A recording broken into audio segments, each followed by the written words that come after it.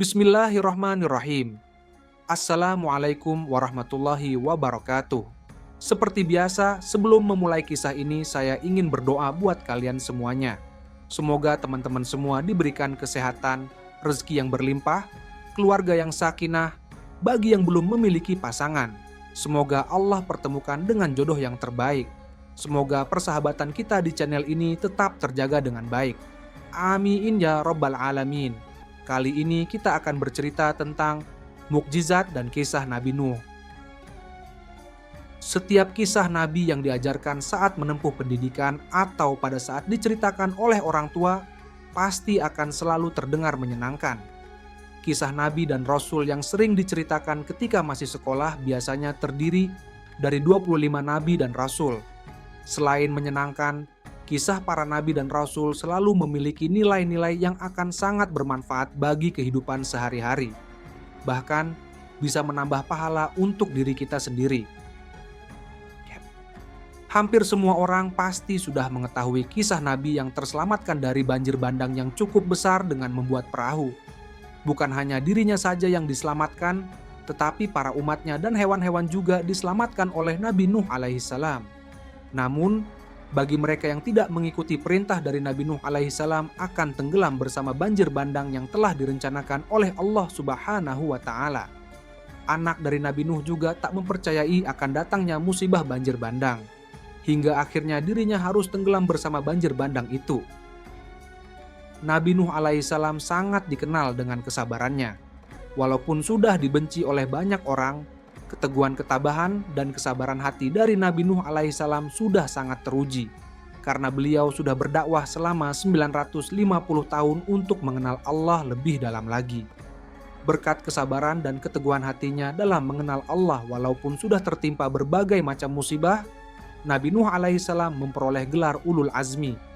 Gelar Ulul Azmi adalah gelar yang diberikan kepada Nabi dan Rasul yang memiliki kesabaran dan ketabahan yang luar biasa.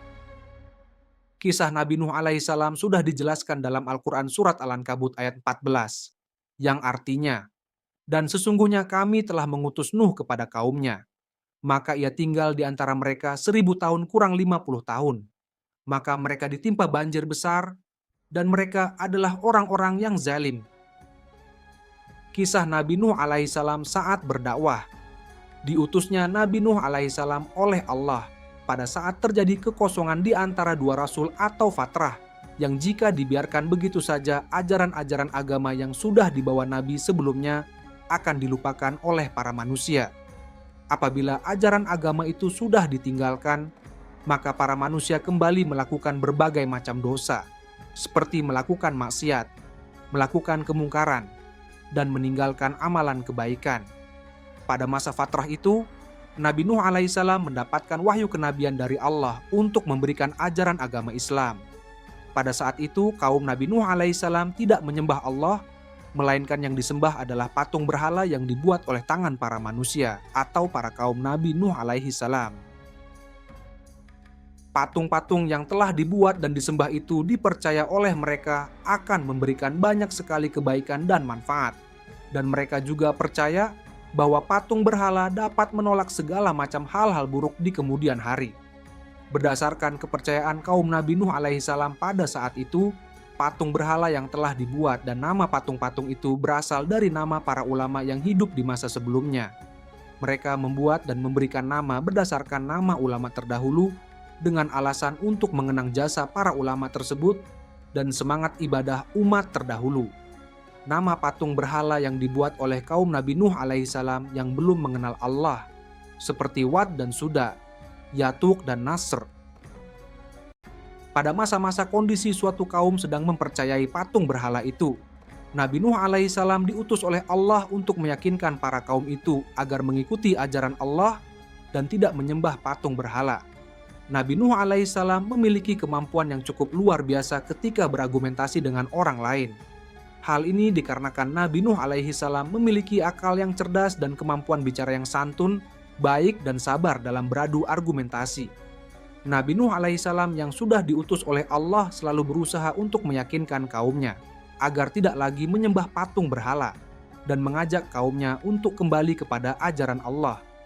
Nabi Nuh tidak pernah menyerah untuk menyadarkan kaumnya dan ia selalu mencari berbagai macam cara seperti melakukan dakwah.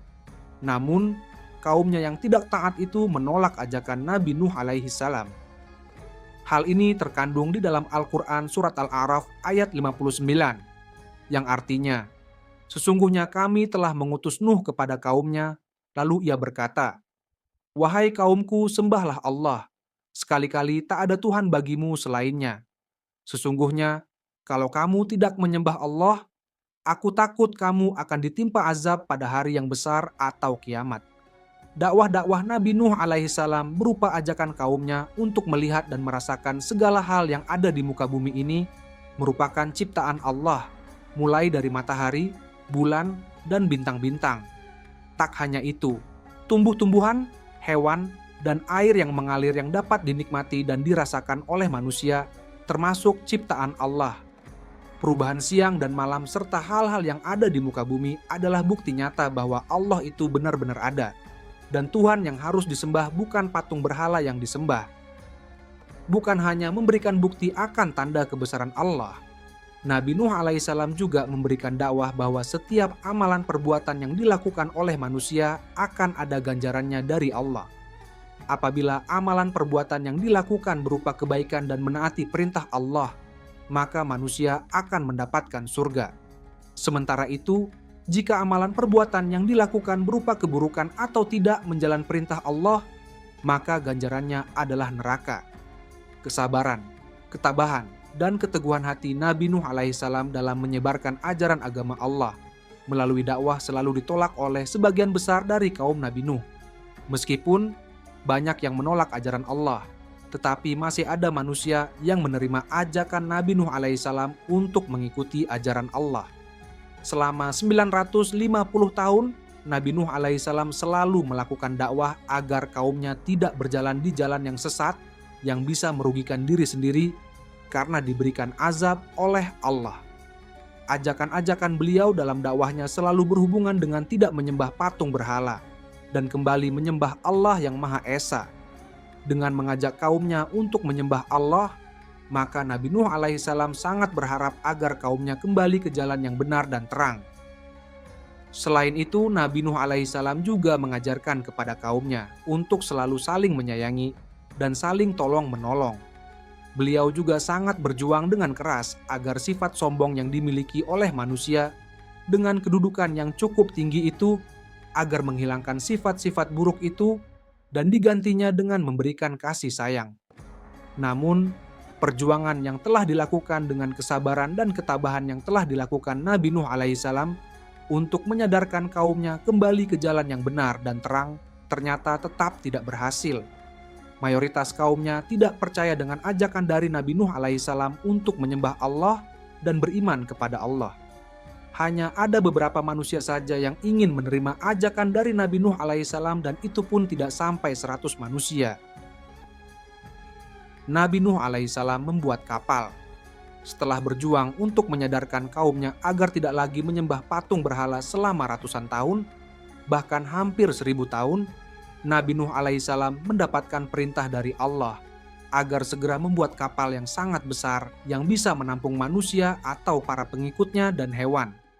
Mereka yang menerima ajakan Nabi Nuh alaihissalam mulai membuat kapal besar yang telah diperintahkan oleh Allah dengan mengumpulkan bahan-bahan yang dibutuhkan dalam pembuatan kapal. Mereka yang membuat kapal memilih tempat yang jauh dari keramaian masyarakat dan jauh dari kota. Mereka sangat bersemangat dalam membuat kapal ini, sehingga siang dan malam digunakan untuk menyelesaikan kapal besar yang telah diperintahkan oleh Allah. Alasan Nabi Nuh alaihissalam untuk membuat kapal jauh dari kota dan keramaian agar para masyarakat tidak banyak yang tahu, dan Nabi Nuh alaihissalam bersama manusia yang menerima ajakannya dapat mengerjakan pembuatan kapal dengan tenang. Meskipun Nabi Nuh alaihissalam sudah berusaha untuk menjauh dari keramaian dan berharap tak ada gangguan dari orang lain, tetapi pembuatan kapal akhirnya terlihat oleh para manusia yang tidak menerima ajakan Nabi Nuh alaihissalam. Mereka menghina dan mengejek pembuatan kapal besar yang telah diperintahkan oleh Allah. Kalimat-kalimat ejekan dan hinaan yang diungkapkan oleh kaum yang tidak taat kepada ajaran Allah hanya dibalas dengan santai oleh Nabi Nuh alaihissalam Untuk kalian yang menghina dan mengejek kami, akan tiba waktunya jika kalian akan diberikan azab oleh Allah atas amalan perbuatan yang telah kalian buat. Meskipun Nabi Nuh alaihissalam mendapatkan hinaan dan ejekan dari mereka, tetapi beliau tetap melanjutkan pembuatan kapal besar yang sudah diperintahkan Allah.